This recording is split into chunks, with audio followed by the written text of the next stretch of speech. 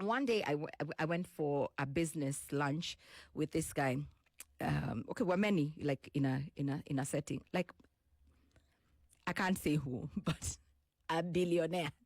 And they go on and on and on and on and on about one thing they regret, and they don't have any regrets, is how they raised their children.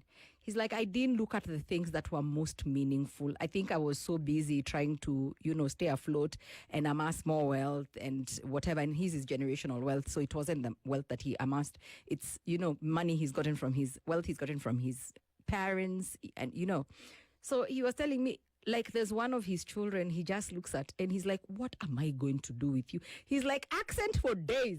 You've come back from England, very speaking out your nose. And he's like the most useless creature he has ever laid his eyes on. He's like, if he was my waka, ningemfuta. If he was my neighbor, I'd have moved farther from them. And I don't know what to do with this boy. I feel like I spoiled him.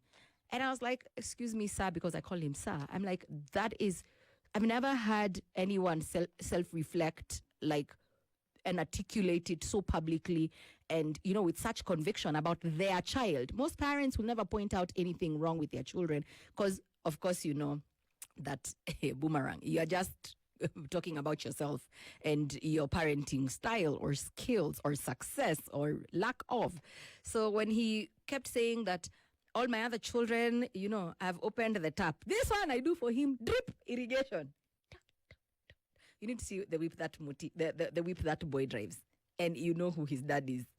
Anakwanga na ile gari, ile inabebanga miraa kutoka Meru. Si mnaijua ile inaitwa Pro, that one. That's the whip that he, yani, with no tint. So the whole world can see you inside just there, mumu.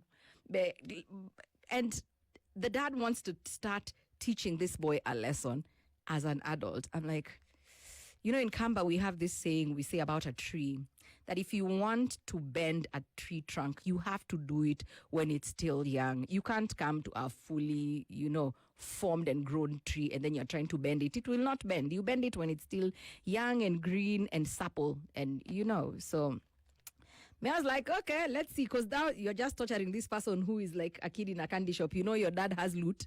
And then you can't touch it. You're just there living like a pauper, living like us, like the rest of us. It's not cute. It's not cute.